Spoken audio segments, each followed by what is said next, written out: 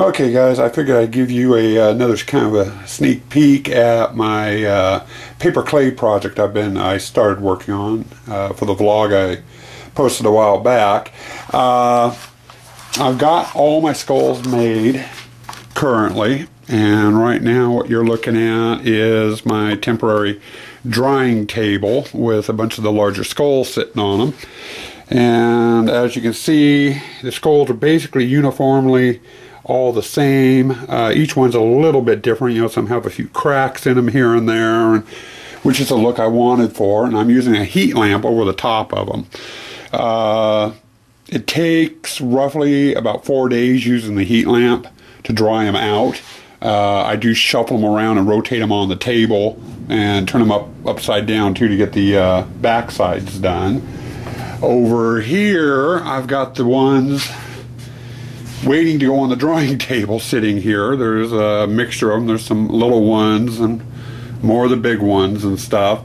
I made up 600, just over 600 of these smaller skulls, and there's roughly about 350 of the larger skulls. Now this pile here on the table are ones that I just pulled off the drying table earlier today. They're all dried, pretty much ready to go for the next stage, which is going to be the cleanup. I gotta shave the ends off and do a little sanding and stuff on them to, you know, get them into the next project. And that's why I figured I'd show you tonight is the steps I'm using for cleaning it up, which is basically just using my Dremel here with a small sanding drum on it. They'll run around the outside lips of the skulls and, you know, kind of smooth them out and do any other sort of indentation or anything I want to do on them. I also have a grinding bit I'll use too if I want to detail them even more. But that's my next step is to get those cleaned up, and that's what I'm going to be working on tonight.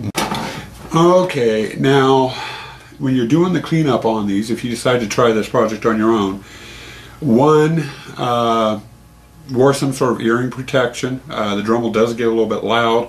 Me, I'm wearing a set of headphones I've got hooked up to a CD player. I'm listening to an audiobook while I'm doing the cleaning. It does help cut down on the noise a little bit. Also, I also recommend a pair of goggles to help keep the dust and flying debris out of your eyes. And you should also be wearing a dust mask as well, because this does kick up a heck of a lot of dust. I am not wearing one because I'll be talking into the camera off and on, so no dust mask for me. It's not going to kill me for a couple of them to not have a dust mask on, but I do recommend using one. So let's get this going here.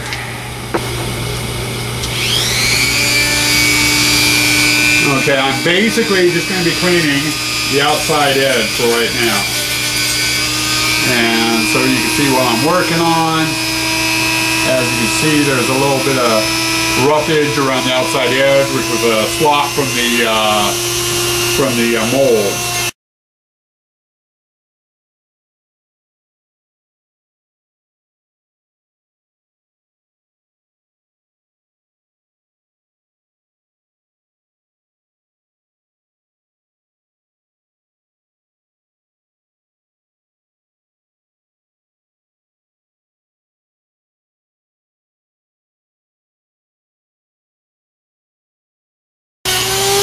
Okay, there's one done, all cleaned up, and that's kind of what they look like. Once they're done, I'll set them down into a tub down below. Now I've got 75 more sitting here I need to do the cleaning up on. I'm not going to waste video time, even if it's fast forwarding, showing you the full cleanup on all of these. So, but anyway, that's how those clean up. So anyway, that's as far as I've gotten so far. That's as far as I've gotten so far. I'll have a more footage here a little bit further down the line with some more steps I'll be going through on these, again, cleaned up and sealed and, you know, what have you. So another segment coming up.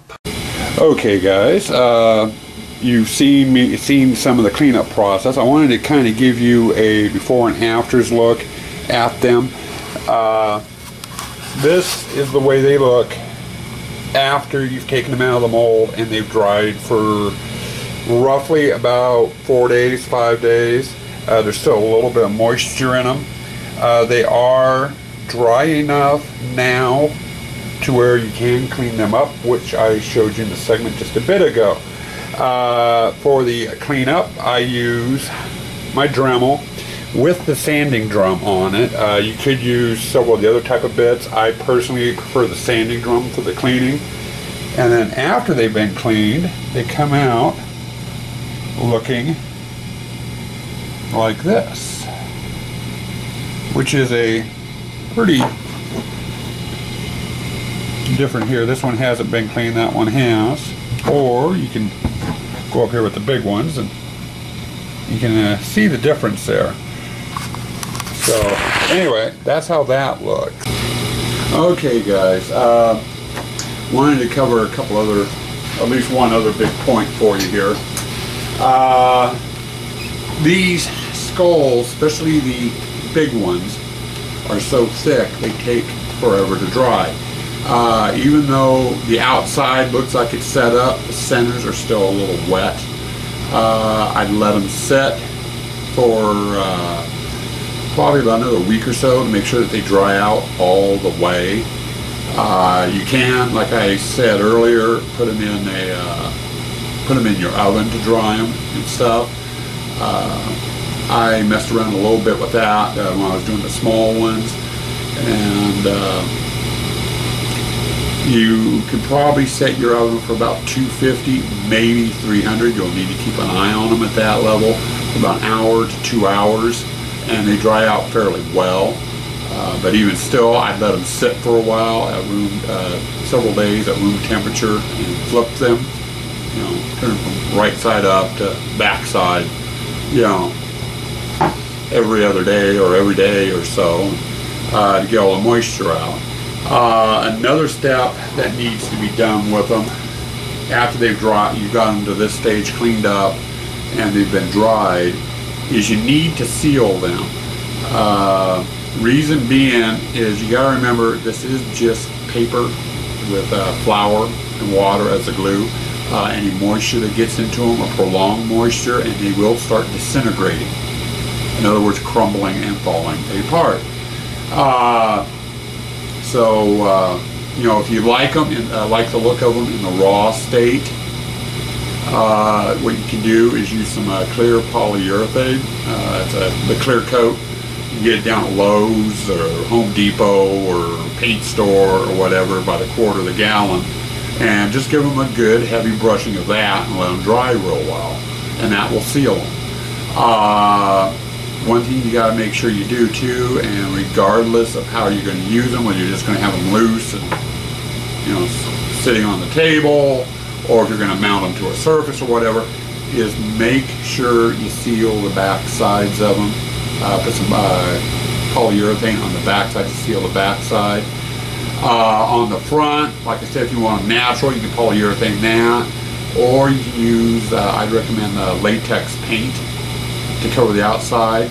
Either way, you want to make sure they're covered either with polyurethane or with paint. If you don't do that, the moisture is going to get to them and they're going to fall apart.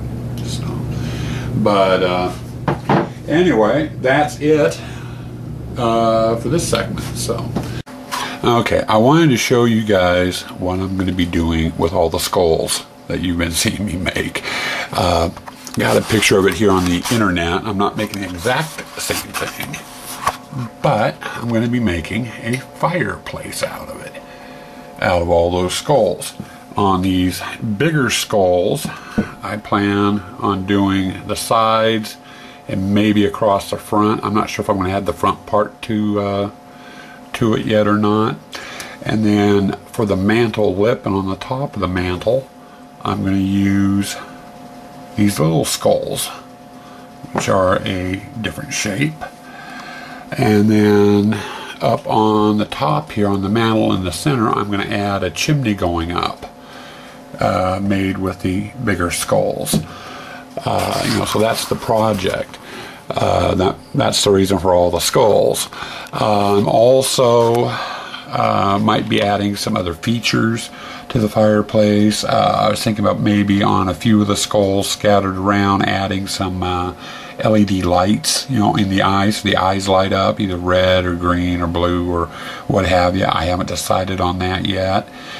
And my wife also came up with the idea of maybe doing something on the chimney on old houses, old fireplaces. You usually hang a plate right in the brass plate or a ceramic plate right in the middle of the chimney as a decoration. I'm thinking of adding a skeleton clock to it. I don't know if it'll be a working clock or, you know, just a static prop or something, but it's something I'm thinking about. I haven't decided whether I'm going to do that yet or not, but that's the project I plan on doing with all the skulls.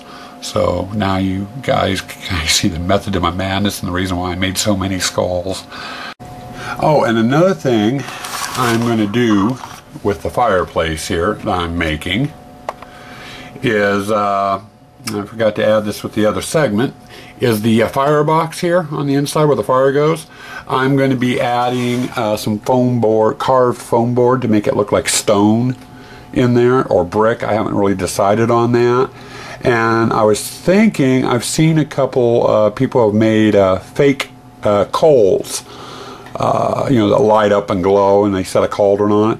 I was thinking about adding something like that in the fire area, and then maybe when we have it out in the display, putting a cauldron on it too. So that's something else I'm thinking about adding to this too. So other than that, this part of the tutorial is done.